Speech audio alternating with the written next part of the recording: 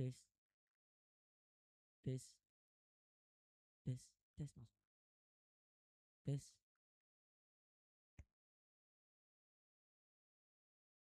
tes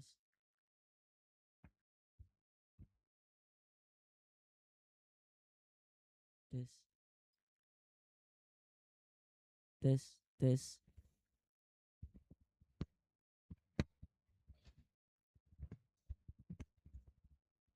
Bismillahirrahmanirrahim. Assalamualaikum warahmatullahi wabarakatuh. Alhamdulillahirabbil alamin wassalatu wassalamu ala asyrafil anbiya'i wal mursalin nabiyina Muhammadin wa ala alihi washabbihi ajmain. Amma ba'du.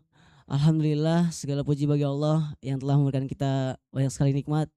Salah satunya adalah kesempatan kembali untuk berkumpul untuk melaksanakan seminar akhir pekan kita, dan alhamdulillah kali ini kita akan sama-sama menyimak dari pemaparan Ustadz Henry Salahuddin. Sebelumnya seminar akhir pekan kali ini akan membahas salah satu tema, yaitu kesetaraan gender. Mungkin buat teman-teman dari ADKO atau Pristek 2 sudah tidak asing dengan tema ini, tapi untuk mungkin teman-teman yang solin bisa ikut mendengar dan menyimak saja, karena ada beberapa poin yang bisa diambil dan cukup bermanfaat, karena kesetaraan gender ini menjadi isu yang kita hadapi di zaman sekarang ini, khususnya di masa di mana peradaban barat itu menguasai dunia kita. Dan alhamdulillah telah berada di tengah-tengah kita pakar langsung tentang kesetaraan gender, yaitu Ustadz Henry Salahuddin. Sebelum itu saya akan membacakan beberapa perjalanan pendidikan Ustadz Henry Salahuddin, di mana beliau menempuh S1-nya di Gontor, Institut Studi Islam Darussalam Gontor, jurusan Perbandingan Agama, dan S2-nya di Institut Islamic Universitas Malaysia atau IIUM, jurusan Usuluddin dan Komparatif, dan lulus S3 di Universitas Malaya, jurusan Islamic Studies. Untuk itu juga dalam organisasi beliau aktif di INSIS, buat teman-teman yang aku mungkin sudah tidak asing, dan menjadi direktur utama dan peneliti senior di INSIS. Mungkin tanpa perpanjang kala langsung saja kita simak pemaparan tentang kesetaraan gender dari Ustadz Henry Salahuddin. Kepada Ustadz Henry Salahuddin kami persilakan. Tes. Baik. Bismillahirrahmanirrahim. Assalamualaikum warahmatullahi wabarakatuh. Alhamdulillahilladzi bi ni'matihi tatimmus shalihat wassalatu wassalamu ala asyrafil anbiya'i wal mursalin wa ala alihi wa ashabihi wa man tabi'ahu bi ihsanin ila yaumiddin, amma ba'du.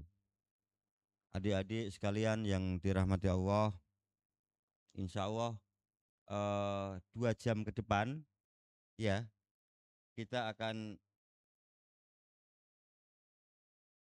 45 menit pemaparan. Oke, nanti dikasih tahu kalau 10 menit atau 5 menit sebelum ini ya. Baik.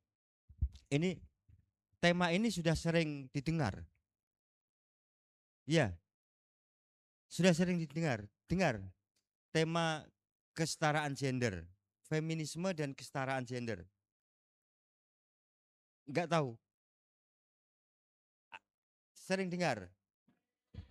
Ada yang sering dengar, ada yang kadang-kadang mendengar, terus ada yang belum mendengar. Ya mungkin baru ya, di sini baru. Baru 2 tahun atau baru setahun? 2 tahun. Oh, baru 2 tahun. Iya. Ya macam-macam. Mungkin ada yang sudah mengenal, ada yang belum mengenal. Nah, pertanyaannya, sekarang gampang, kita selalu orang non muslim atau orang liberal itu sering ngomong begini. Alah, perempuan muslimah, apalagi anak pondok. Perempuan muslimah apalagi sekolah di pondok, mau apa? Paling kalau sudah nikah kerjaannya 3R, dapur, sumur, kasur. Sering. Dengar kayak gitu sering. Sering. Iya kan? Perempuan dalam Islam itu apalagi kalau sudah menikah, dapur, sumur, kasur. Iya, sering mendengar gitu. Terus kalau kalian mendengar seperti itu, mau jawab apa? Enggak. Terus? Terus gimana kalau enggak? Enggak. Gimana jawabnya? Eh, Bingung juga kan? Iya. Pasti akan menjawab, enggak, dalam Islam itu perempuan bisa nyetir bis, terus bisa apa lagi? Ya, belajar boleh, ini macam-macam boleh semuanya. Ya. Kalau kita menjawab seperti ini, berarti kita ngikut, kita defensif. Defensif terus. Tahu arti defensif? Enggak. Apa? Defensif apa artinya? Jadi kita hanya mempertahankan diri saja. Sebaik-baik pertahanan itu menyerang. Itu namanya kalau laki-laki pernah dengar total football. Ya itu. Sebaik-baik pertahanan menyerang. Jadi jangan diserang jawab. Enggak. Sekalian balik menyerang. Kalau kita coba lihat sejarah Islam itu banyak ulama perempuan, banyak pebisnis perempuan gini-gini. Dia akan ngomong terus itu dulu, sekarang bagaimana? Coba mana gitu. Tokoh muslimah itu enggak ada gitu, minim. Karena dia dijelaskan bagaimanapun, dia tidak akan mau paham.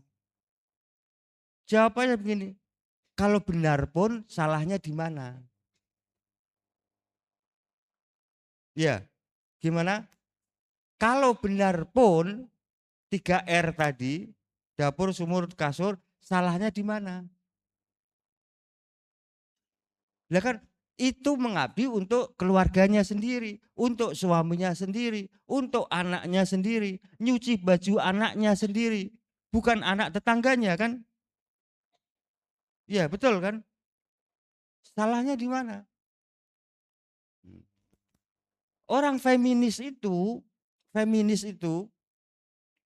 dia ngelihat tetangganya seorang istri menyediakan teh untuk suaminya aja marah. Tapi giliran ada relawan atau relawati membuatkan teh untuk suaminya, dia lebih marah lagi. Paham? Paham nggak maksud saya? Nah, itu. Jadi baru kemudian makanya sebaik-baik kalau diserang tanya balik, jangan emosi. Stay cool, tenang, tenang. Yang penting begitu. Ya. Nah, sekarang saya tanya, Islam itu membolehkan perempuan bekerja enggak? Boleh. Ya, tergantung pekerjaan apa. Nah, kalau dia belum menikah, dia harus atas izin orang tuanya. Kalau sudah menikah atas izin suaminya. Kenapa bisa begitu? Kalau ada apa-apa dipastikan tahu suaminya kan gitu.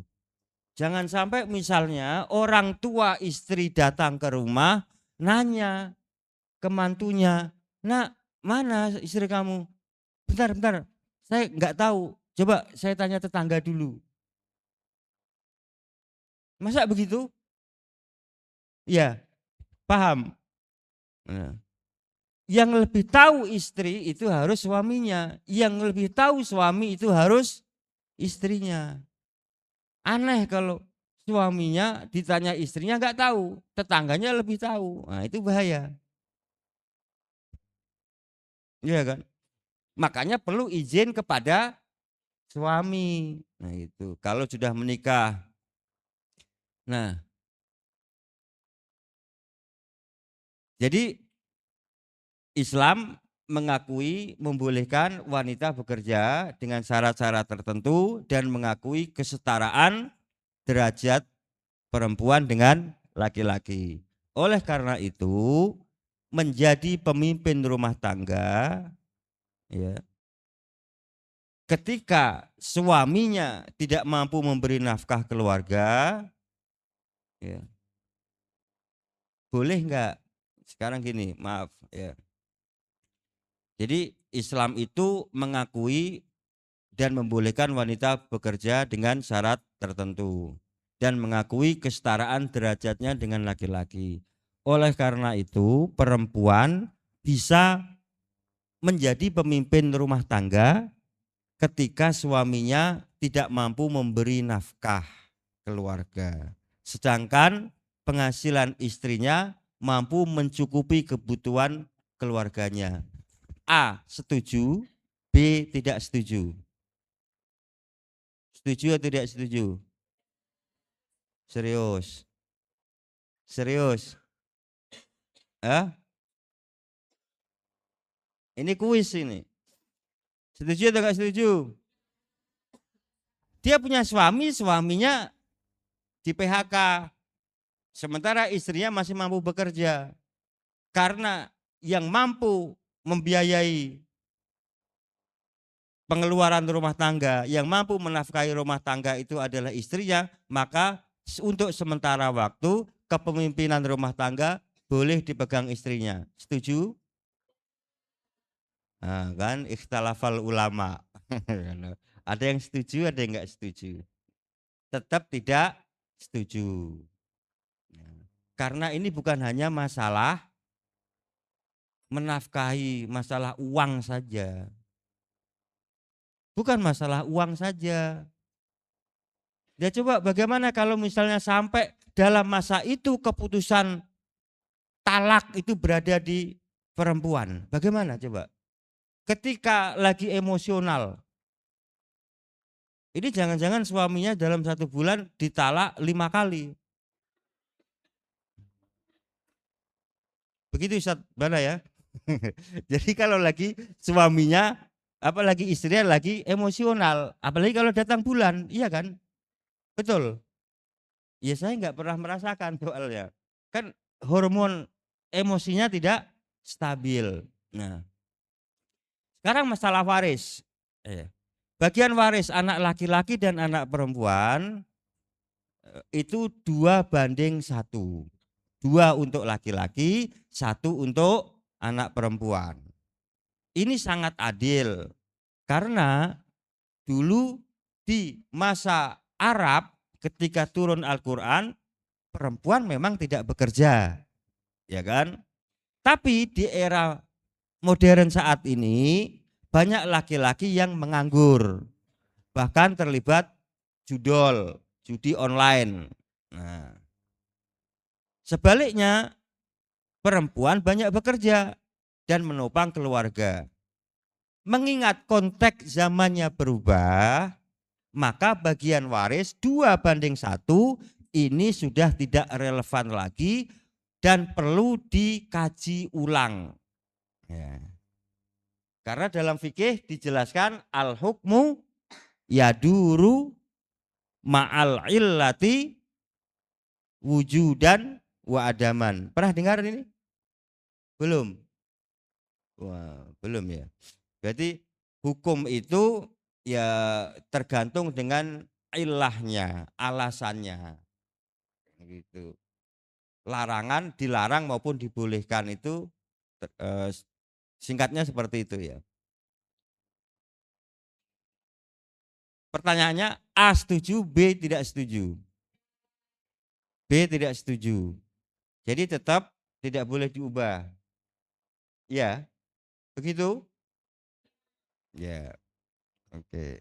Saya cuma ngelihat pelan-pelan aja. Oke.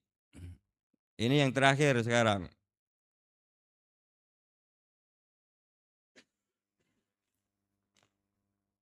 Ya. Dalam Al-Quran itu ada banyak perintah, ada banyak kewajiban. Maka sebagai ciri-ciri muslim yang taat, solehah, dan muslim yang soleh, saya yakin bahwa seluruh perintah Allah dalam Al-Quran itu wajib dikerjakan. Terlepas saya sudah mampu melaksanakan atau belum melaksanakan. Paham tadi? Atau saya ulangi lagi? Ya, saya ulangi lagi ya. Sebagai muslim dan muslimah yang taat, saya yakin bahwa perintah Allah yang ada dalam Al-Quran itu wajib dikerjakan. Terlepas saya mampu atau tidak mampu melaksanakan. Tapi saya yakin bahwasanya semua perintah Allah dalam Al-Quran wajib dikerjakan. A setuju, B tidak setuju.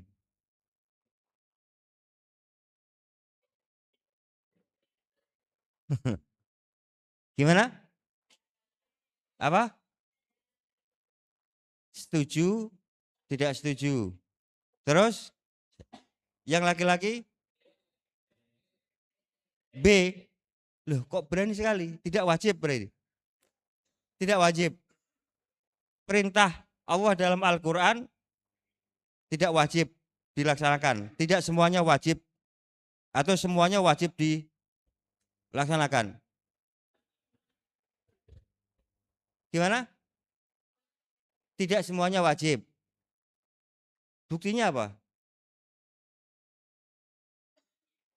Ada perintah Allah dalam Al-Quran yang tidak wajib dikerjakan. Hah? Apa itu?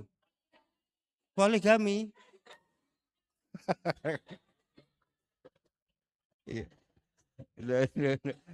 Iya. Laki-laki gimana? Wajib semuanya atau enggak? Enggak. Contohnya apa yang tidak wajib? Hah? Jangan ikut-ikut perempuan. Mana? Contohnya. Halo. Apa? Apa? Suaranya kenceng. Apa? Haji. Haji wajib bagi yang mampu. Apa?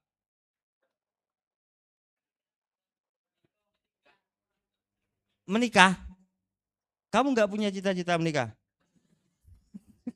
Gimana sih? Terus apa? Silahkan. Cowok. Calon pemimpin.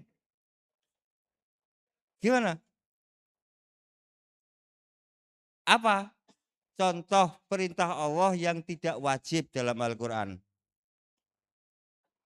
Perang. Perang wajib kalau sudah di itu.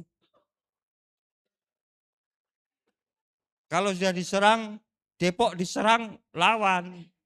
Menang kalah urusan nanti. Lawan dulu yang penting. Gimana? Faida kudiyatis sholah. Faida kudiyatis sholah. Fantasiru fil ardi. Itu berarti perintah untuk bertebaran di muka bumi setelah sholat Jumat. Itu wajib enggak? Jadi sunnah kan itu. Tidak semuanya wajib. Kalau kalian jawab setuju berarti radikal. Enggak pernah belajar usul fikih. Jadi pertanyaan-pertanyaan tadi ini intinya memandang orang mengetes orang untuk mengetahui apakah pikirannya radikal total atau liberal mugoladoh. Gitu. Oke ya. Nah, oke. Sekarang saya tanya lagi. Ini kan kesetaraan gender ini atau disebut dengan feminisme ini lahir di mana? Di barat? Ya. Kenapa lahir di barat? Pertanyaannya. Hah? Satu orang. Ayo, yang laki-laki dulu, angkat tangan. Ayo. Ya. Diskriminasi perempuan di barat saat itu. Oke, betul. Ada lagi contoh yang konkret, yang lebih konkret lagi. Itu sudah oke. Ya, silahkan. Trauma sama agama, oke, betul. Kenapa trauma agama? Contohnya bisa nggak ngasih contoh? Inkuisisi apakah ajaran agama? Enggak, enggak. Dalam Bible itu banyak ayat-ayat yang secara lahiriah mendiskreditkan perempuan. Contohnya apa? Perempuan dilarang bertanya di gereja. Perempuan tidak boleh apa itu? Perempuan dikutuk, ya, dikutuk, dilaknat oleh Allah karena dialah yang menyebabkan dosa. Nabi Adam, begitu kan dalam Bible. Dan banyak lagi itu. Terus ada lagi contoh kenapa kok sampai muncul tadi diskriminasi terhadap perempuan. Contohnya apa? Ya, silahkan.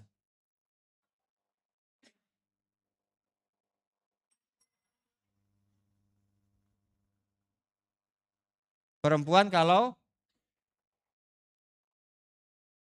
itu ajaran Yahudi. Ajaran Yahudi. Perempuan kalau lagi datang bulan harus ditaruh di luar rumah. Ya, itu ajaran Yahudi. Barat kan tidak Yahudi kan? Ya, contoh diskriminasi terhadap perempuan di barat. Oke? Ada yang tahu? Ya, satu. Yang pertama, saya kasih tahu aja langsung ya. Di barat waktu itu perempuan tidak boleh belajar. Tidak ada sekolah-sekolah perempuan. Itu. Hanya perempuan yang anak tuan tanah itu yang boleh belajar mendatangkan guru. Yang lain tidak. Jadi baru ada perempuan lulus sekolah ya. Itu tahun 1800-an. Ada perempuan apalagi kalau dia negro. Dia sudah perempuan negro. Berarti dia mempunyai dua diskriminasi. Didiskriminasi karena dia perempuan, dia didiskriminasi karena negro. Yang ketiga, perempuan nggak boleh bekerja. Di barat nggak boleh bekerja. Tidak ada hak kepemilikan bagi perempuan. Karena dalam Bible juga disebutkan perempuan itu ya warisannya itu anak perempuan hampir tidak memiliki hak waris. Ini menurut Hendrik Ziola. Hendrik Ziola itu dari Indonesia Timur yang sekolah kependetaan hingga Italia. Nah, perempuan nggak mempunyai hak kepemilikan. Jadi kalau dia pengen bekerja, dia harus mengatasnamakan usahanya itu atas nama siapa? Suaminya, atau bapaknya, atau anak laki-lakinya, atau saudara laki-lakinya. Kalau tidak mempunyai, maka dia harus mengatasnamakan pada pengacara, lawyer. Tuh. Ini paham? Ya. Terus kemudian dalam perkembangannya kan banyak perempuan itu kaya-kaya, mewarisi harta orang tuanya. Inkuisisi itu mayoritas dilakukan di mana? Di mana? Inkuisisi Roman Church, ya, gereja Roman, gereja Katolik. Dia berabad-abad dilakukan itu. Targetnya siapa? Kebanyakan korbannya siapa? Perempuan yang bagaimana? Masa setiap kali lihat perempuan di jalan langsung ditangkap inkuisisi, ada inkuisisi. Ya enggak berkembang biak, punah nanti manusia. Enggak begitu. Yang diinkuisisi itu perempuan-perempuan yang memiliki kekayaan. Tapi statusnya apa? Entah itu janda atau perawan tua. Dituduh sebagai penyihir, dituduh sebagai heresi. Heresi itu istilah bid'ah untuk penganut Nasrani. Kalau sudah, nah dia dituduh heresi, kemudian dibawa ke gereja, di situ sudah tersedia alat-alat penyiksaan. Ada yang digaruk, ada itu mereka kreatif. Ada yang kayak tang itu. Digaruk itu pakai besi yang, tahu nggak, besi terus digaruk, diserot gitu. Terus kemudian pemecah kepala, terus ada yang kayak piramid, itu terbuat dari besi. Orang itu ditarik, tahu sumur ya, sumur yang dulu, zaman dulu itu kan ditarik gitu kan, ditarik terus ke atas dilepaskan, nanti mancep di situ pantatnya, gitu. Ada gambarnya mau, gitu. Nah, ini selama berapa abad? Lebih dari 1200-an sampai 1800-an, 6 abad. Korban setiap negara di Eropa itu variatif, dari 400 ribuan sampai 3 juta. Perempuan semuanya. Nah, sekarang masalahnya ketika perempuan seperti itu kan selama berabad-abad, kemudian muncul gerakan perempuan, membela hak-hak perempuan, maka sambutannya luas sekali. Itu sebenarnya bergema mulai 1600-an. Sampai kemudian 1800. Sampai kemudian baru hak politik. Perempuan boleh ikut nyoblos. Bukan dipilih ya, ikut nyoblos. Itu tahun berapa? Di Amerika tahun 1920. Belum lama. Baru 1 abad. Kenapa seperti itu? Karena perempuan itu dianggap jelmaan iblis. Nah ini menurut pendeta-pendeta abad pertengahan dulu, kalian ini iblis, setan-setan semuanya. Gitu. Nah, betul ini. Saya kalau kasih tahu ininya ya, contoh misalnya, karena di Bible itu mengatakan begini, kejahatan laki-laki lebih baik daripada kejahatan perempuan, dan perempuan lah yang mendatangkan malu dan nista. Itu Sirah pasal 42 ayat 14. Ini saya ngambil dari bukunya Hendrik Giola, Teologi Feminisme itu. Kenapa muncul di gereja sebagai reformasi, nanti muncul. Perempuan adalah makhluk yang tolol dan sembrono. Silly and frivolous. Frivolous creature. Jadi makhluk yang bodoh dan sembrono. Dilahirkan untuk melengkapi laki-laki. Ini kata siapa? J.J. Rousseau. Nah, Karena kitab sucinya, contoh misalnya tadi selain ayat sirah tadi ada juga Kejadian pasal 3 ayat 16. Susah payahmu waktu mengandung dan kubuat sangat banyak. Dengan kesakitan engkau akan melahirkan anakmu, namun engkau akan birahi pada suamimu dan ia akan berkuasa atasmu. Ini Kejadian pasal 3 ayat 16. Banyak ayat-ayat Bible yang dipandang perempuan saat itu sangat diskriminatif, kemudian melahirkan pandangan tokoh-tokoh masyarakat, tokoh-tokoh agama tentang persepsi terhadap perempuan. Maka muncullah tadi, seperti tadi, perempuan adalah makhluk tolol dan sembrono. Terus Tertulian, Bapak Gereja 1, itu mengatakan perempuan adalah sumber dosa. Kemudian John Chrysostom ya, itu mengatakan perempuan itu adalah setan, kejahatan dan bencana yang abadi tapi menarik. Terus Thomas Aquinas mengatakan perempuan adalah laki-laki yang cacat.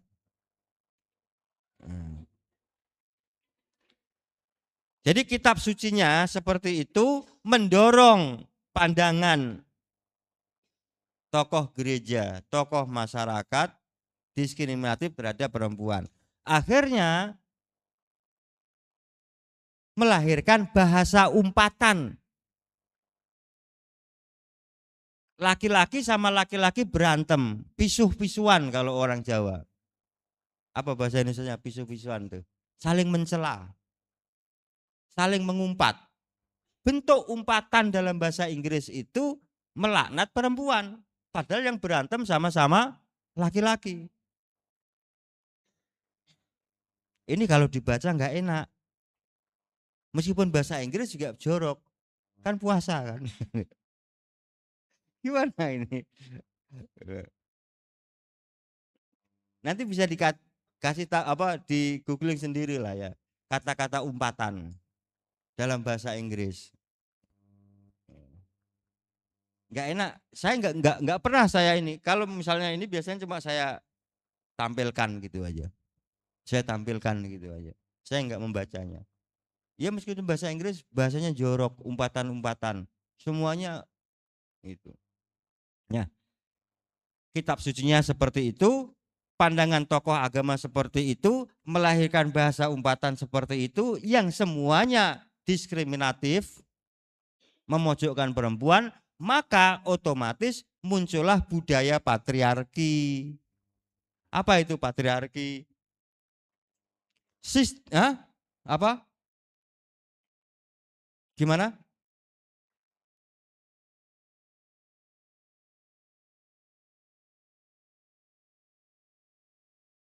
Menomorsatukan laki-laki sebagai pemimpin. Kalau dia tidak sebagai pemimpin, menomorduakan. Ya, hampir betul. Ada lagi yang melengkapi? Ya. Patriarki itu sistem sosial yang mengutamakan laki-laki dan mengesampingkan perempuan. Dalam hal apa? Dalam masalah kepemimpinan keluarga, dalam masalah ekonomi, dalam masalah pendidikan,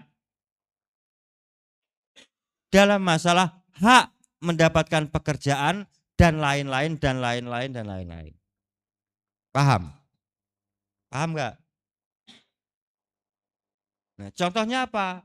Di barat, ya. Perempuan dilarang bekerja, mendapatkan pekerjaan. Perempuan dilarang mendapatkan ilmu, dilarang berpolitik. Terus tidak punya hak kepemilikan. Terus ujung-ujungnya diinkuisisi. Sehingga muncul gerakan merespon penindasan terhadap perempuan. Yaitu disebut dengan feminisme. Mereka betul-betul menuntut keadilan. Nah, dari sini paham kalau saya tanya kenapa perempuan itu muncul di barat? Kenapa? Kenapa? Nah, sekarang sini. Tadi penjelasan saya sudah didengar? Halo? Sudah? Bisa dipahami? Kalau saya tanya, kenapa feminisme muncul di barat?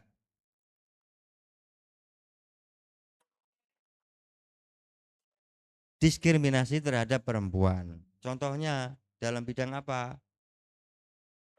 Ekonomi, politik, pendidikan, terus pekerjaan. Ya. Mereka nggak dapatkan kesempatan yang sama. Maka muncul gerakan menuntut keadilan, menuntut kesetaraan antara laki-laki dan perempuan. Oke, paham ini? Sulit nggak? Nah, kenapa feminisme tidak muncul di dunia Islam sekarang? Hah? Islam memuliakan, yakin. Kenapa perempuan nggak boleh adzan?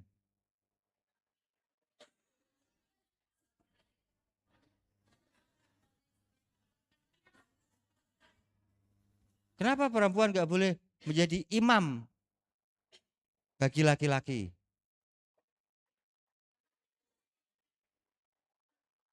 Kenapa khutbah Jumat selalu khotibnya laki-laki? Nggak ada perempuan. Loh, mana memuliakan?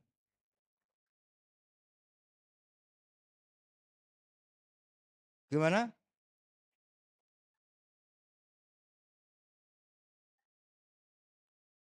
Kenapa hak warisnya anak laki-laki dan anak perempuan 2:1?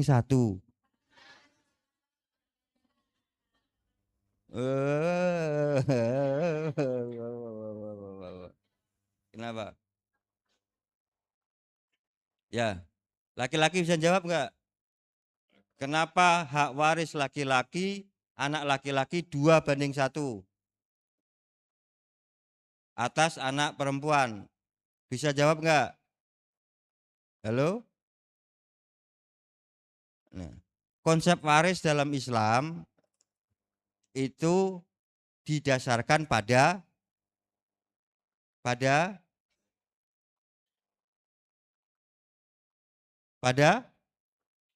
pendidikan. Pada apa? Pada jenis kelamin. Enggak. Namanya waris dalam Islam itu didasarkan atas kedekatan dengan si mayit. Hubungan darah dengan si mayit. Semakin dekat hubungan darahnya dengan si mayit, maka dia semakin banyak dapatnya. Siapa yang paling dekat dengan si mayit? Siapa? Anaknya atau istrinya atau suaminya? Atau orang tuanya? Warisnya gimana? Sudah belajar. Yang ini kok diem semua laki-laki ini. Katanya mau jadi pemimpin. Ngomong. Salah nggak apa-apa, masih belajar. Siapa yang paling dekat dengan si mayit? Anaknya, suami atau istrinya, atau orang tuanya? Hah? Mertua? Ya. Kan bingung kan? Yang paling dekat dengan si mayit itu ke atas atau ke bawah? Dua-duanya.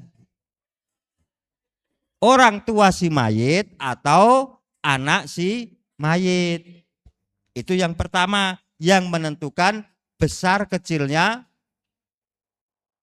hak waris. Yang kedua, usia harapan hidup. Jadi yang paling dekat dengan si mayit, orang tuanya dan anaknya. Nah, usia harapan hidup kira-kira lebih panjang mana? Anak si mayit atau orang tua si mayit? Makanya anak si mayit itu lebih besar daripada orang tua si mayit. Yang ketiga, tanggung jawab anak laki-laki dan anak perempuan. Oleh karena itu, karena dalam Islam tanggung jawab itu pada anak laki-laki, maka anak laki-laki lebih besar. 2:1. Karena 2 bagian itu dia masih harus menghidupi adiknya atau kakaknya yang perempuan. Jadi 2 bagian lebih besar itu bukan milik mutlak dia. Karena masih menyisakan kewajiban. Betul? Nah. Sementara anak perempuan dia dapat 1 bagian itu sudah mutlak hak dia, nggak boleh diganggu gugat. Nah, jadi kenapa feminisme tidak lahir di dunia Islam? Kenapa? Karena Islam memang betul-betul memberikan kemuliaan pada perempuan. Kemuliaan pada perempuan menurut Islam itu bukan harus sama hak dan kewajibannya. Tugas-tugas seperti imam, adzan, ya, khutbah itu adalah pembebanan. Menafkahi itu membebani, taklif, bukan memuliakan. Kenapa? Karena surga dan neraka itu tidak ditentukan oleh jenis kelamin. Enggak ada, wah dia masuk Islam, dia laki-laki, maka surganya lebih tinggi. Enggak ada seperti itu. Ya. Dia perempuan, maka surganya lebih rendah. Enggak. Karena ada kesetaraan mutlak antara laki-laki dan perempuan. Contohnya apa? Betul-betul sama dalam Islam itu. Wudhu. Wudhu yang dibasuh laki-laki apa saja? Muka, tangan, apa? Rambut. Rambut atau kepala? Ya kalau botak gimana? Ya, enggak punya rambut. Ya, kepala yang dibasah, yang basuh. Terus kaki, telinga kan sunnah kan, yang penting gitu kan. Jadi apa saja tadi? Wajah, tangan, kepala, kaki. Wajah, tangan, kepala, kaki. 4. Ya, betul. Lo kok ragu semuanya? Mu'alaf, enggak? Perempuan. Kalau wudhu yang dibasuh apa? Tangan dulu. Wajah, tangan. Loh, sama 4. Iya. Iya, niat sama tertib, iya. Iya, betul. Sama. Sholat zuhur berapa rakaat? Untuk perempuan 4. Untuk laki-laki berapa? Yang tegas. 4. Puasa. 4 rakaat. Ya. Laki-laki 4 rakaat sholat zuhur, perempuan sholat zuhur 4 rakaat, sama. Nisab zakatnya berapa? Nisab zakat? Angkat tangan. Berapa? Nisab zakat berapa? Masa nggak ada yang tahu? Nggak ada yang cita-cita mengeluarkan zakat. Cita-citanya mau mengeluarkan zakat atau menerima zakat? Ya?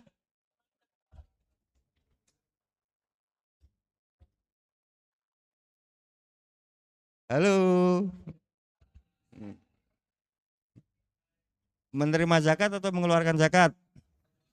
Mengeluarkan zakat. Oke. Nisabnya berapa?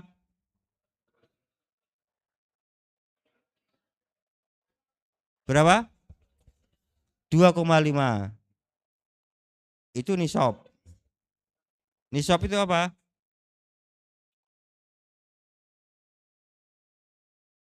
Batas minimal kekayaan yang harus dimiliki seseorang untuk mengeluarkan zakat minimal berapa? Setara dengan 85 gram emas. Kalau 3 juta 1 gramnya dikalikan 85 berapa? 85 kali 3? Hah? 255. 6 atau 5? 255. Iya. Iya. Berarti 255 juta. Nah, gitu. Oke. Sama, nisabnya sama. Terus yang dikeluarkan berapa?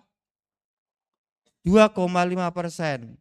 Itu untuk laki-laki, untuk perempuan. Sama, untuk perempuan, untuk laki-laki. Sama. Rukuknya juga ke depan. Enggak ada yang ke belakang. Wow. Jadi sama. Doa yang dibaca laki-laki dan perempuan sama. Jadi enggak ada alasan surganya berbeda. Karena jenis kelamin. Gitu. Paham ya?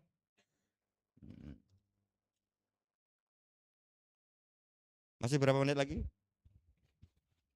Oh, 5 menit lagi. Oke. Nanti ini karena materinya panjang. Ya. Biasanya itu 16 kali pertemuan, satu pertemuan 2 jam. Kalau di insis itu begitu. Nah, sampai ngepul-ngepul kepalanya. Tapi santai, enak gitu. Karena paham betul. Nah, kita belum ngomong ya apa itu berkaitan dengan kenapa sekarang itu pernikahan menurun. Angka pernikahan di Indonesia itu menurun. Ya, dalam 10 tahun terakhir menurun itu sampai 42,78%. Jadi hampir 43% menurun pernikahan. Hampir setengahnya ya. Hampir jadi 43% dalam 10 tahun. Berarti semakin tinggi pendidikan orang, semakin takut menikah.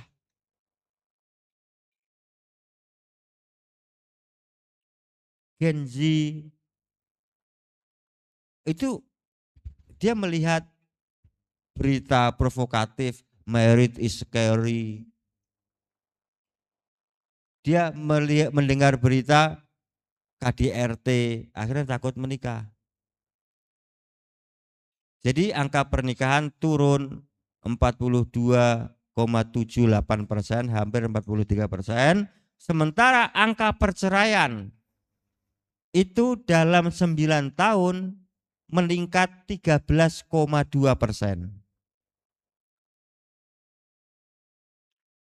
Angka kejahatan kesusilaan pemerkosaan, terus pelecehan seksual itu meningkat 64,9, hampir 65% meningkat.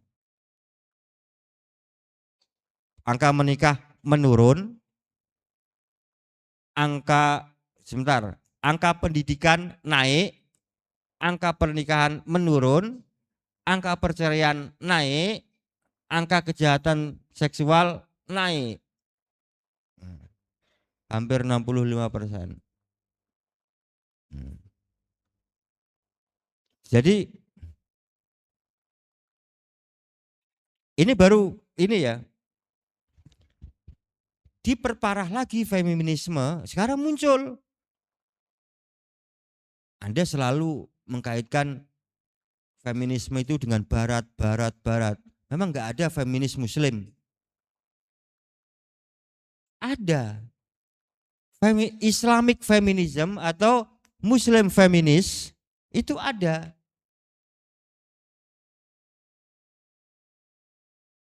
Dia pakai cadar, dia pakai jilbab, dia juga ada yang jilbabnya panjang begitu, panjang-panjang gini, tapi otaknya, isi otaknya ini feminis. Nah terus bagaimana mereka ini? Dia mengislamkan feminis atau memfeminisasikan Islam? Menafsirkan Al-Quran berdasarkan prinsip feminis atau sebaliknya?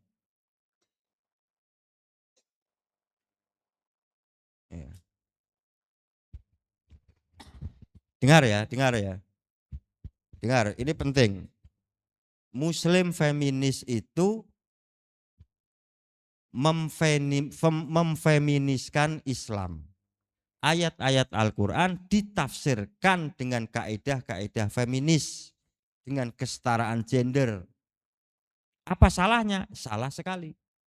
Mereka kemudian mengkategorikan ayat Al-Quran itu ada yang ramah perempuan dan ada yang membenci perempuan, yaitu misoginis.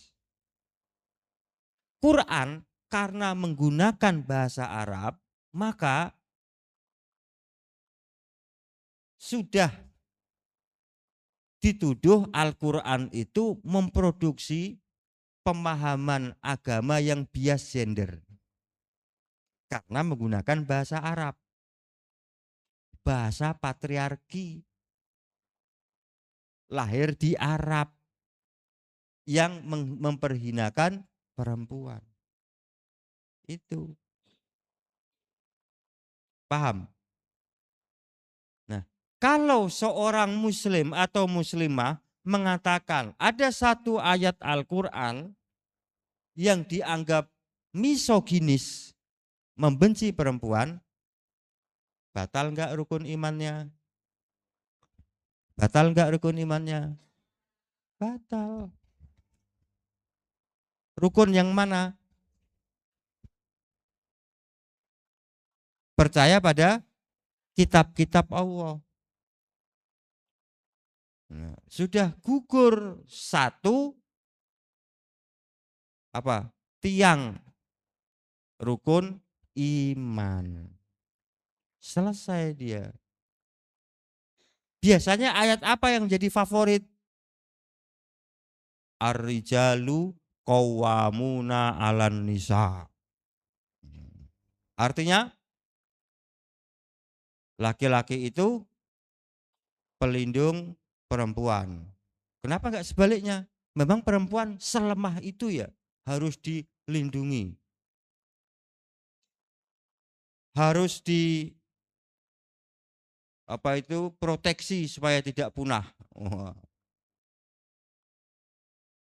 Harus direhabilitasi atau diapakan itu. Nah, ini ayat favorit mereka, ar-rijalu qawwamuna 'alan nisa. Padahal ayat ini betul menguatkan laki-laki dan merendahkan perempuan.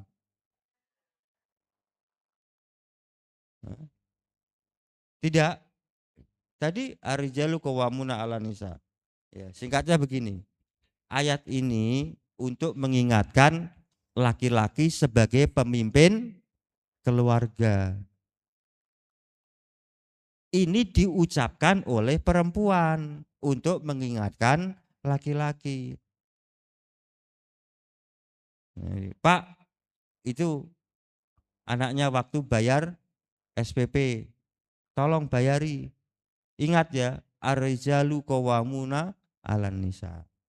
Pak, ini tolong sabun habis, belikan sabun. Ingat ya, ar-rijalu qawwamuna 'alan nisa. Pak, ingat ya, ayatnya ingat ya, itu gentengnya bocor, tolong. Jadi semuanya ke laki-laki, maka pendidikan laki-laki itu DNA-nya memberi. Makanya ototnya diciptakan lebih kuat. Dia bisa lebih fokus, emosinya lebih stabil gitu. Paham? Nah, jadi ayat ini ayat taklif untuk laki-laki, pembebanan bagi laki-laki. Dan perempuan juga diingatkan supaya tidak semena-mena. Di situ. Makanya kalau sudah laki-laki sudah dibebani begitu berat, perempuan membantu. Sehingga muncul generasi-generasi yang hebat. Yang tahu orang tuanya, yang tahu nilai-nilai Islam. Itulah kenapa peradaban Islam itu muncul dari aktafil mar'ah, pundaknya perempuan. Perempuannya cerdas. If you educate a man, you educate a man. Jika kamu mendidik satu laki-laki, berarti kamu telah mendidik satu laki-laki. If you educate a woman, you educate generation. Jika kamu mendidik satu perempuan, berarti kamu sudah mendidik satu generasi. Ya. La takumul hadorot. Peradaban itu tidak akan berdiri tegak kecuali berada di pundak perempuan. Paham itu? Nah, maka pantaskan diri Anda untuk menjadi ibu yang baik, pantaskan Anda untuk menjadi bapak, calon bapak yang baik. Jangan capor aja. Terus giliran tanggung jawab nggak bisa. Ya. Bekerja nggak bisa. Ditanya diem aja. Nggak apa-apa waktunya.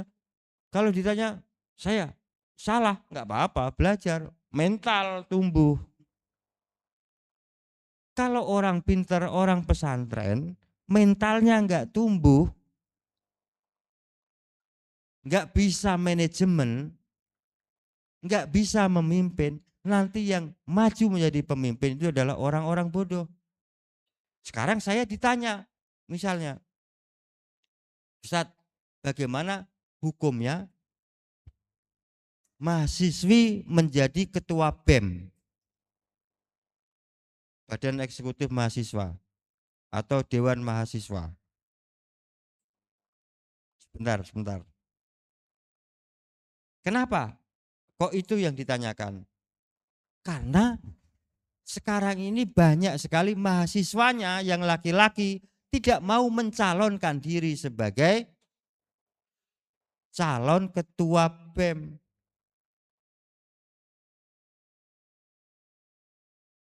Enggak ada yang mau, egois. Akhirnya muncul karena ketua BEM harus ada, banyak yang muncul ketua BEM itu akhir-akhir ini perempuan. Bukan masalah perempuannya, karena laki-lakinya sudah punah secara mentalnya, sudah punah. Enggak berani. Coba lihat, banyak parpol-parpol itu pintar mimpin, ya, ini di luar negeri ya. Pintar-pintar mimpin, tapi kosong kepalanya. Sebaliknya, banyak yang kepalanya berisi, nggak bisa mimpin. Akhirnya hanya jadi staf khusus atau khusus staf.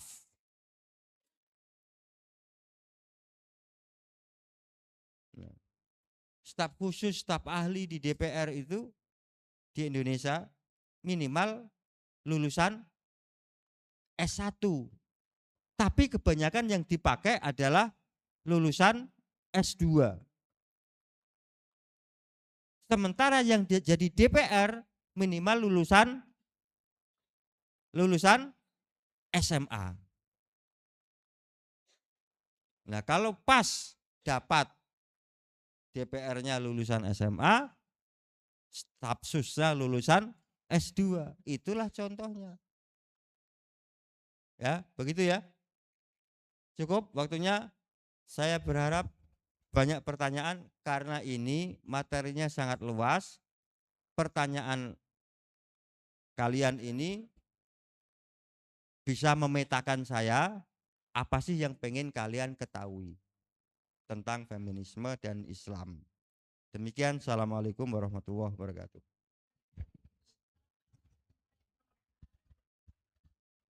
Ya, baik, terima kasih kepada Ustadz Herni Salahuddin yang telah memaparkan materinya. Ini cukup menarik sebenarnya tema terkait kesetaraan gender. Dan tapi perlu diperhatikan dan dipahami dengan baik sebenarnya. Dan untuk membuka diskusi lanjutan maka kita buka sesi tanya jawab. Bagi yang ingin bertanya silakan berdiri, angkat tangan dan berdiri, sebutkan ya, silakan ada.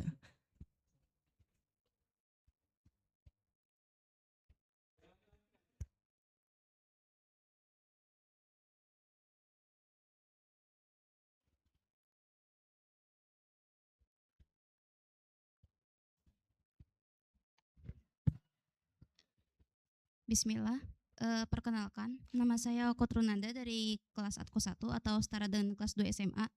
Saya mau bertanya tentang pendapat Ustadz mengenai pendapat bahwasanya institusi keluarga itu adalah produk dari kapitalisme yang konon sengaja dibuat untuk melancarkan perekonomian kapitalisme itu sendiri. Apakah itu benar? Mungkin itu saja yang bisa saya tanyakan. Sekian.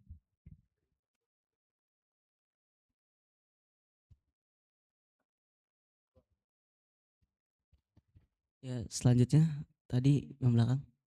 Ya.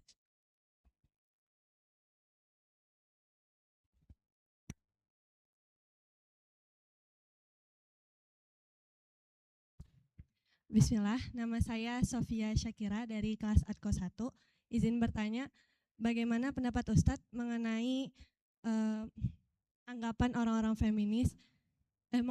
feminis yang melabeli R.A. Kartini sebagai seorang feminis sebab indikasi adanya infiltrasi isu feminis dalam surat Kartini dalam buku Habis Gelap Terbitlah Terang.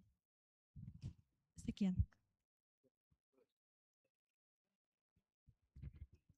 Pertanyaannya tadi feminis yang menjadikan Kartini sebagai tokoh feminis, ikon Kartini sebagai ikon tokoh feminis. Ya. Ya, selanjutnya ya silakan aja yang ini. Yang mana tadi yang mau tanya? Ya, silakan. Bismillah, perkenalkan nama saya Askia Kamila dari Atko 1. Izin bertanya Ustadz, apa bedanya antara wanita bekerja dengan wanita karir? Dan jika memang ada bedanya, apakah wanita karir itu tetap boleh karena banyak kemudaratan yang muncul darinya. Salah satunya misalnya dilemanya wanita karir dalam antara peran publik sama domestik. Mungkin sekian. Ya, bisa dijawab dulu, Ustaz. Gimana? Jawab dulu. Ya. Baik, yang laki-laki menyusul atau memang nggak ada pertanyaan? Menyusul kemana?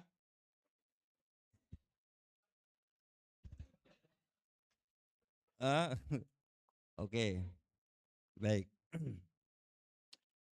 Apakah berbeda atau sama antara istilah perempuan yang bekerja dengan wanita berkarir?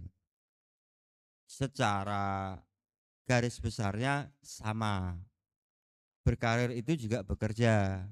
Bekerja itu juga berkarir, itu juga karir. Karirnya apa? Pedagang kan gitu. Kalau mungkin yang dimaksud karir itu pegawai tetap. Pegawai tetap atau tetap pegawai? Kalau tetap pegawai, kapan jadi bosnya kan gitu. Paham ya? Lulusan pondok itu tidak mencetak jadi pegawai. Lulusan pondok itu tidak mencetak, jadi pondok itu tidak mencetak lulusan yang nyari kerjaan. Pondok itu mencetak santri-santrinya jadi majikan. Kok nggak ada yang amin? Nggak yakin ya? Yakin nggak dengan pondoknya? Kok diem aja? Ingat ya, pondok itu tidak mencetak santri-santrinya untuk nyari kerjaan, tapi menjadi majikan. Oke. Nah, terus tadi yang ditanyakan.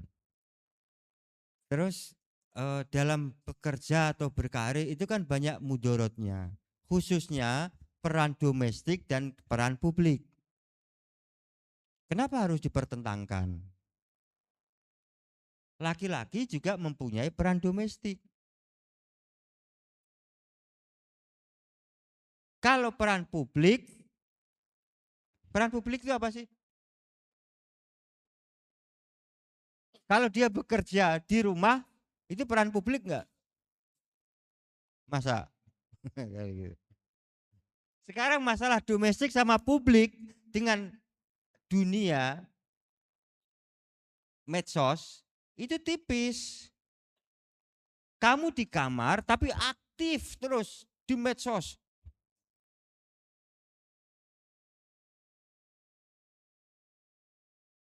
Buat video di ruang Anda, di kamar Anda, terus kirim ke ini, ke Instagram, kemana. Apakah itu peran publik atau peran domestik? Tipis. Tipis sekali. Followernya sampai 200.000 misalnya. Update status. Itu peran apa itu? Peran publik atau domestik atau peran apa? Dunia maya. Itu publik. Nah, jangan mempertentangkan antara peran publik dan peran domestik.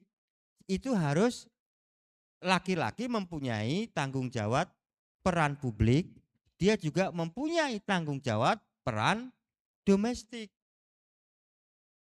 Mana yang lebih dulu bagi laki-laki, peran domestik atau peran publik? Halo? Halo? Laki-laki? Ada yang laki-laki?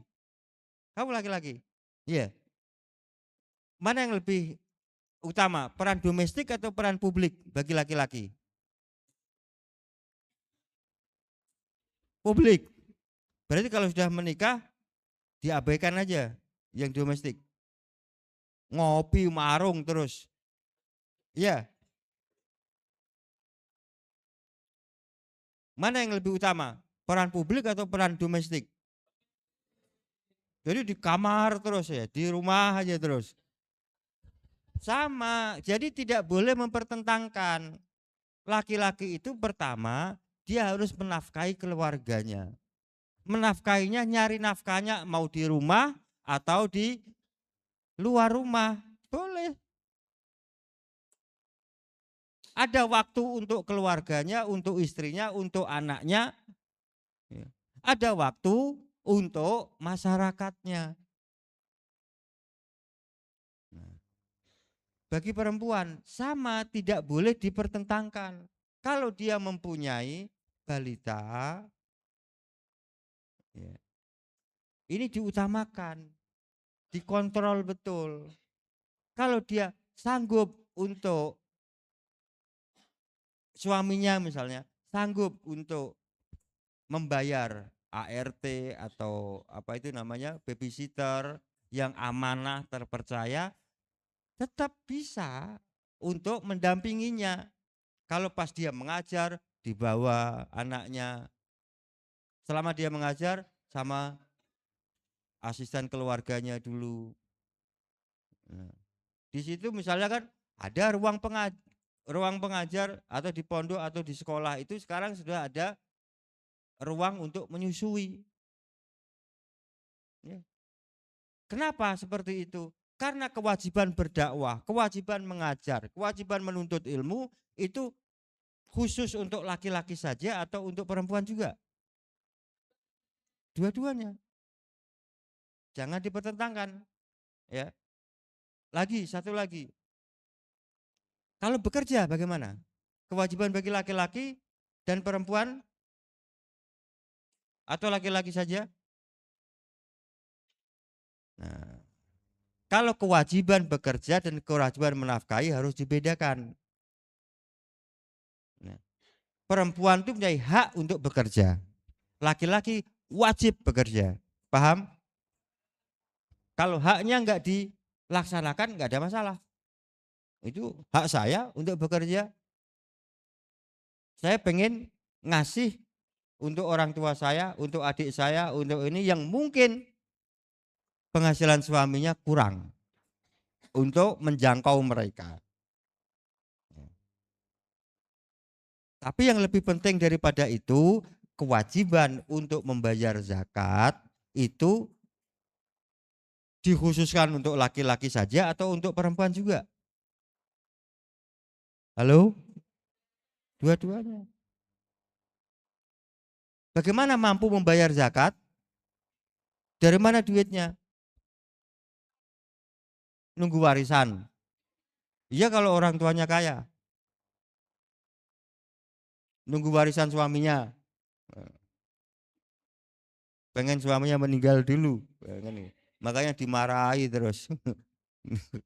Iya. Itu contoh. Jadi apa? Istilahnya kewajiban membayar zakat mal ya, itu bukan hanya laki-laki tapi juga perempuan. Maka tidak dipermasalahkan. Dalam sejarah Islam itu banyak sekali perempuan yang bekerja sebagai telik sandi, sebagai dokter, sebagai pengajar. Bahkan universitas pertama kali itu didirikan oleh perempuan, namanya Fatimah siapa? Fatimah Al-Fihri atau Al-Fihriyah itu. Wakaf banyak, aset-aset wakaf ya, itu dari perempuan juga banyak sekali. Perempuan bekerja sebagai telik sandi, bekerja sebagai dokter, sebagai guru, sebagai perintis pendidikan dan macam-macam. Banyak sekali dalam Islam itu. Paham ini? Paham? Oke. Berikutnya Kartini. Kartini dijadikan ikon sebagai tokoh feminis. Nah, Kartini sendiri itu hidup di Indonesia. Di Indonesia itu budayanya macam-macam. Budaya Jawa, budaya Sunda, budaya Batak, Sulawesi dan seterusnya. Nah, budaya-budaya ini tidak ada yang melarang perempuan bekerja di sawah. Perempuan bekerja di sektor-sektor publik. Perempuan Indonesia aslinya itu enggak dilarang belajar. Enggak ada larangan. Nah, kemudian masuk pingit dan seterusnya itu apakah itu budaya asli Indonesia atau impor dari Belanda. Belanda itu menjajahnya lama loh. Berapa abad? 3,5 abad, 350 tahun. Satu generasi itu berapa tahun? Berapa tahun? Satu generasi itu. Kalau satu generasi itu dihitung 20 tahun, 350 tahun itu berapa generasi? Berapa itu? 350 atau 35 dibagi 2. 17. Ya, 17, 18, 17 setengah. 17 generasi. Yang mengeterapkan larangan-larangan itu kan dari Eropa. Perempuan nggak boleh ini, nggak boleh. Bisa jadi diimpor, disosialisasikan oleh Belanda. Nah, karena budaya-budaya perempuan Jawa dilarang ini itu enggak. Dan yang diperjuangkan oleh Kartini itu tidak untuk mengkudeta institusi keluarga, tidak untuk mengkudeta organisasi laki-laki dan mempertentangkan dengan organisasi perempuan. Justru R.A. Kartini itu menjadi istri keberapa? Kedua atau ketiga? Nah, ketiga mungkin. Coba dicek lagi. Nah, dia belajar dengan Kiai Darat, Soleh Darat, Kiai Soleh Darat. Bagaimana dia feminis?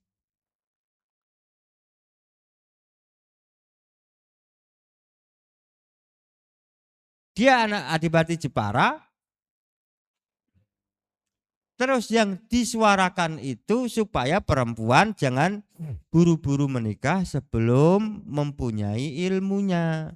Belajar. Gimana nanti kalau perempuannya ibunya bodoh, anaknya juga bodoh-bodoh semuanya. Dan itu perintah Islam, bukan perintah feminis. Enggak nyambung. Feminis dan Islam itu enggak nyambung, enggak akan bakal nyambung. Oke, cukup ya? Paham? Ya. Terus institusi keluarga. Oh. Apakah institusi keluarga itu diciptakan oleh kapitalisme? Tidak. Dalam keluarga itu bukan masalah aktivitas ekonomi saja. Dalam keluarga itu ada aktivitas ekonomi, aktivitas keilmuan, aktivitas kepemimpinan, aktivitas pengelolaan, manajemen. Yang lebih tinggi lagi, keluarga itu, institusi keluarga itu adalah alat, sarana menuju kebahagiaan akhirat. Karena setiap ayah, setiap ibu itu berlomba-lomba untuk berebut amal jariah. Betul enggak? Berebut amal jariah. Contoh yang gampang, nggak usah teori yang tinggi-tinggi. Kalau anak kita bisa Al-Fatihah dari guru ngajinya, cemburu nggak ibunya dan bapaknya itu?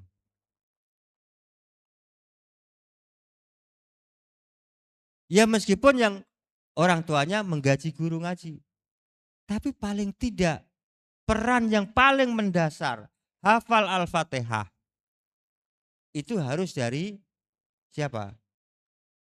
Harus dari orang tuanya. Kalau menurut saya seperti itu.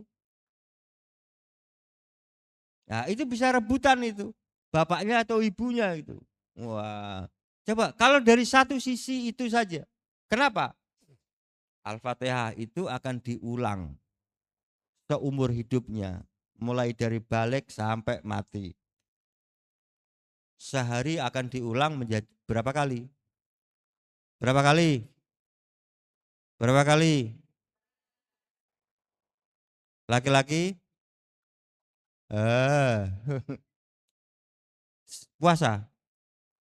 Puasa. Tadi sudah sahur? Sahur apa? Gitu. Iya. Berapa? 17. Kalau enggak dikosor. Kalau enggak dalam safar. 17 kali seumur hidupnya. Lah, kalau dia hafal dengan baik dan benar, tahu artinya dari orang tuanya, yang dapat amal jariah siapa? Kan begitu. Coba itu bayangkan dari Al-Fatihah, kemudian keterampilan membuat kue, Anaknya bisa membuat empek-empek misalnya dari ibunya. Dan nanti ketika anaknya itu berkeluarga, dia membuatkan empek-empek untuk dimakan istri dan anaknya misalnya. Atau suami dan anaknya. Dapat pahala enggak? Jadi menikah itu rebutan cari pahala. Bukan rebutan posisi. Ya. Ada lagi? Paham tadi ya? Jadi enggak ada hubungannya dengan kapitalisme, institusi keluarga itu.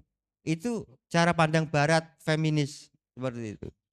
Kapitalisme musuh feminisme. Meskipun ada feminis kapitalis. Feminis liberal. Ya. Sudah.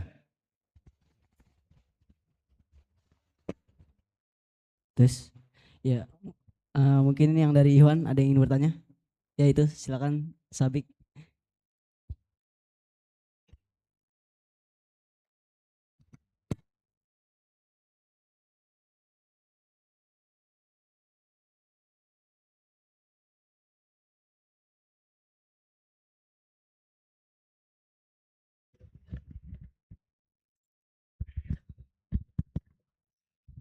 Cek. Bismillahirrahmanirrahim. Assalamualaikum warahmatullahi wabarakatuh. Perkenalkan, nama saya Sabik Zia Al-Haq dari Atko 1. Jadi pertanyaannya, kan tadi Ustadz mengatakan bahwa banyak laki-laki sekarang itu kayak hilangnya jiwa kepemimpinan. Jadi banyak wanita yang cenderung lebih banyak yang mencalonkan diri sebagai pemimpin. Nah, pertanyaan saya adalah apa langkah-langkah atau cara menumbuhkan rasa kepemimpinan bagi kita sebagai laki-laki, Ustaz. Terus pertanyaan kedua, jika misalkan ada 2 kandidat pemimpin, yang pertama itu laki-laki, yang kedua itu perempuan. Nah, yang laki-laki ini dia bisa mimpin, tapi pintarnya biasa aja. Terus yang kedua ini perempuan, dia bisa mimpin dan dia lebih pintar dan dia juga bijak, Ustaz. Jadi apakah karena ada ayat Quran Ar-Rijalu Qawwamun 'alan Nisa, jadi kita memimpin hanya dia laki-laki, ataukah kita memilih pemimpin karena dia itu bijak, Ustaz? Sekian, wassalamualaikum warahmatullahi wabarakatuh. Ya, terakhir mungkin ada lagi. Ya itu silakan. Bismillahirrahmanirrahim. Assalamualaikum warahmatullahi wabarakatuh. Ustadz, perkenalkan, nama saya Fazal Zaki Al-Hakim dari kelas Atko 2. Di sini saya izin bertanya. Yang pertama, saya ingin mengetahui tanggapan Ustadz mengenai fenomena single parent di hari ini. Jadi ada contoh kasusnya mungkin seperti ada satu keluarga yang mereka bercerai dan kemudian dalam satu keluarga itu kepemimpinannya diambil alih oleh ibunya. Mungkin dikarenakan dalam faktor kebijaksanaan atau dalam hal lain yang membuat kalau dilihat itu ibunya mungkin lebih bisa membenahi keluarga itu. Dan yang kedua, saya ingin bertanya juga tentang bagaimana cara kita membenahi seseorang yang dia itu takut menikah dikarenakan mendengarkan ada statement bahwa kalau orang tuanya cerai maka kemungkinan anaknya juga cerai. Sekian dari saya. Wassalamualaikum warahmatullahi wabarakatuh. Ya, yang terakhir itu. Ada lagi? Cek. Bismillahirrahmanirrahim. Assalamualaikum warahmatullahi wabarakatuh. Perkenalkan, nama saya Nabil Lukman dari kelas Atko 2. Izin bertanya, Ustaz. Nah, perempuan itu kan Allah berikan anugerah perasaan yang lebih dominan dibanding laki-laki. Tapi mengapa di neraka itu, sebagaimana sabda Rasul, yang paling banyak itu perempuan? Bukankah seharusnya kemurnian hati yang ia miliki itu kan lebih cepat untuk sampai pada Allah Subhanahu wa taala. Nah, maka saya minta pandangan Ustadz, baiknya seperti apa dan kenapa bisa seperti itu. Syukron hadamini, wassalamualaikum warahmatullahi wabarakatuh.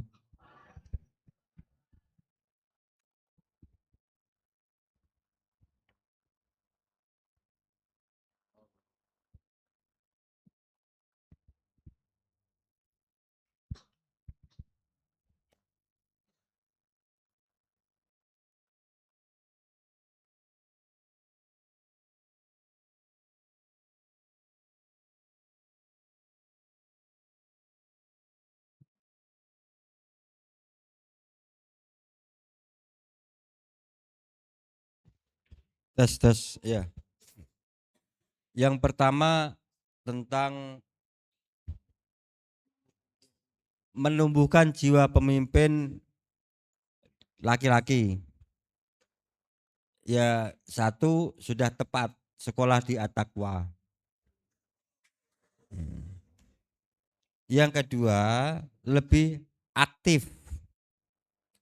Ya, sekolahnya sudah tepat, tapi kalau nggak ngapa-ngapain juga nggak jadi apa-apa. Jadi tidak ada guru sekolah yang mampu untuk mengantarkan masuk surga kecuali orangnya mau masuk surga. Kullu ummati yadkhulul jannah illa man aba au kama qol. Semua umatku, kata Rasulullah, masuk surga kecuali yang enggan. Setiap murid, siswa, santri, mahasantri di Pondok At-Taqwa itu bisa menjadi pemimpin kalau dia mau. Karena semua program itu saya yakin di sini dirancang untuk mampu menjadi pemimpin. Baik pemimpin dalam keluarga, pemimpin itu mendasar ya, pemimpin intelektual, pemimpin politik, pemimpin masyarakat. Jadi kalau misalnya ditawari, mana ada pertanyaan enggak? Ditanya diem, takut salah. Loh, namanya santri, namanya murid, namanya mahasiswa, mahasiswi, ini tempatnya salah, diperbaiki. Tapi kalau di masyarakat ngomong salah dicela, direkam dan diabadikan, anak-anaknya lihat semuanya. Makanya itu kan ada orang yang mengatakan dulu akan menjadi oposisi, terus kita dapat pejabat ketika betul itu. Nah itu kan dilihat omongannya dulu, sesumbarnya bagaimana, ketika dia dijadikan pejabat, terus seakan-akan dengan santainya dia menghapus omongannya itu. Nah, salah ngomong di masyarakat itu sudah langsung diviralkan. Kalau di pesantren tidak akan diviralkan, diperbaiki. Diperbaiki. Maka latihan. Jangan menjadi maha benar terus. Atau takut salah. Ya. Oke ya. Terus yang B-nya apa tadi? Pemimpin itu bukan hanya asal memimpin. Pemimpin itu bijak. Seperti orang menikah, itu bukan asal menikah. Di situ ada kewajiban kepada keluarga, kewajiban terhadap akal mengembangkan keilmuan dalam keluarga, mengembangkan kebutuhan pokoknya, mengembangkan vitaminnya, kewajiban kepada zawil kurba dan seterusnya. Ya. Jadi kepemimpinan itu ya satu paket dengan bijak. Apa artinya pemimpin zalim? Nah terus sekarang milih mana? Ada 2 calon pemimpin, kandidat yang satu laki-laki, yang satu perempuan. Yang perempuan lebih bijak daripada laki-lakinya, calon pemimpin laki-laki. Tahu dari mana perempuannya lebih bijak? Tahu dari mana perempuannya laki-lakinya kurang bijak? Belum tentu. Ini bukan sekedar masalah jenis kelamin. Tapi ini masalahnya masalah kestabilan emosi. Belum tentu perempuan itu kalau memimpin lemah lembut. Banyak BUMN yang dijual. Margaret Thatcher itu mengadakan perang waktu Inggris dipimpin oleh Margaret Thatcher memerangi Argentina. Banyak yang tangan besi pemimpin perempuan. Sama dengan banyak laki-laki itu pengen menikah dengan artis, penyanyi karena suaranya lembut. Diduga nanti tiap hari-hari omongannya lembut. Dikira penyanyi itu enggak suka marah-marah, Pak. Nah, kan begitu. Makanya kan banyak kawin cerai di situ. Oke? Paham ini? Ya. Terus fenomena single parent. Single parent itu baik yang karena salah satu meninggal atau salah satunya bercerai, atau karena meninggal atau karena bercerai. Nah, single parent itu sebenarnya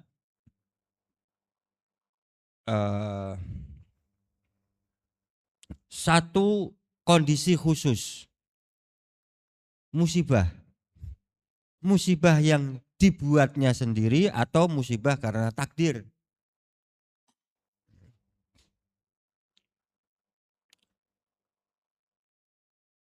Takut menikah karena dibesarkan oleh ayah saja atau ibu saja, sehingga takut menikah. Ini salah satu dampak daripada tekanan psikologis, dan ini sebenarnya tidak rasional. Ini sebenarnya dibesar-besarkan karena gimana? Orang tuanya yang bercerai belum tentu kakeknya itu bercerai. Jadi tidak ada dosa warisan atau gennya dia bercerai maka dia bercerai. Enggak juga. Bercerai itu pilihan. Sama, berbuat dosa itu pilihan, tapi kita selalu berdoa supaya kita tidak terjerumus dalam dosa.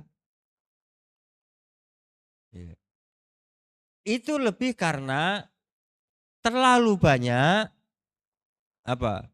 anxiety, rasa takut, cemas, ya, galau, banyak masuk wacana-wacana, banyak masuk trauma, mungkin di masa kecil orang tuanya cekcok di depannya. Tapi ya jangan selalu menyalahkan orang tuanya. Anda sudah menjadi makhluk yang balik, makhluk yang berakal, yang bertanggung jawab mutlak atas perbuatan Anda, atas pilihan Anda. Ya. Jadi diskusikan hal-hal seperti itu. Paham tadi? Ya. Tetap punya cita-cita menikah? Punya. Oke, terus?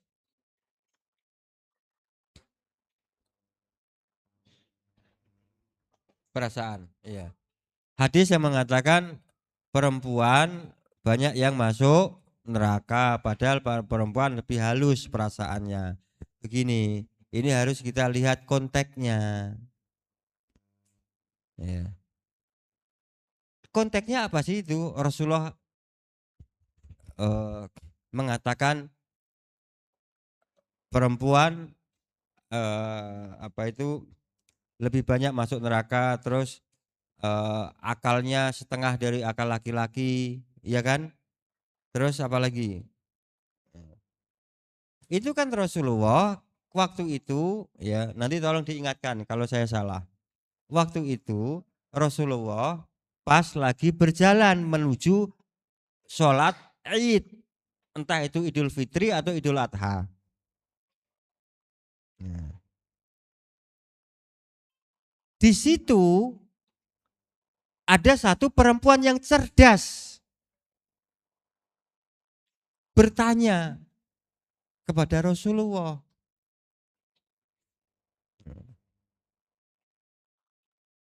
Nah, jadi Rasulullah pada waktu itu kan mengatakan, ya, coba saya ada yang hafal hadisnya, ada yang apa itu kan masalah syahadat kesaksian laki-laki 2:1 apa dari perempuan, terus kemudian perempuan itu banyak masuk neraka karena apa? Yakfurnal ashir. Dia mendurhakai suaminya. Suaminya sudah menafkahi dia, menafkahi anak-anaknya, bahkan menafkahi keluarganya, ibu istrinya, mertuanya dan seterusnya. Tapi sering berlaku mungkar. Istri yang melakukan kemungkaran kepada suaminya, enggak tahu bersyukur. Tidak tahu bersyukur, akhirnya apa? Apa yang terjadi? Banyak masuk neraka karena itu. Jadi bukan karena masalah perasaannya lebih halus, karena mengingkari. Makanya perempuan itu gampang, masuk surganya itu gampang. Menjalankan sholat 5 waktu, menjalankan puasa Ramadan, dan mematuhi suami. Sudah selesai. Patuhnya bukan semua perintah suami yang tidak melanggar apa itu yang dibenarkan agama saja. Selama tidak melanggar agama, wajib dipatuhi. Itu pun kalau suaminya enggak takut pada istrinya. Kan begitu. Oke ya. Memang berdosa suaminya takut pada istrinya. Berdosa enggak? Berdosa enggak? Oh, kok yang perempuan yang jawab? Berdosa kalau istri tetangganya. Paham? Selama suami itu takut pada istrinya sendiri enggak apa-apa. Yang berdosa itu kalau takut pada istri tetangganya. Paham? Paham. Sudah cukup? Ya. Terima kasih. Mudah-mudahan bermanfaat. Saya kembalikan kepada moderator. Ya, baik, mungkin kita cukupkan forum kita pada pagi hari ini. Bila masih ada yang ingin ditanyakan atau dibicarakan, bisa mungkin hadir asal langsung ke acara di INSIS, karena insya Allah beliau ini selalu ada ya saatnya di INSIS Saturday Forum. Ya mungkin itu yang bisa saya sampaikan. Saya selaku MC pamit undur diri. Kurang lebihnya mohon maaf. Wassalamualaikum warahmatullahi wabarakatuh.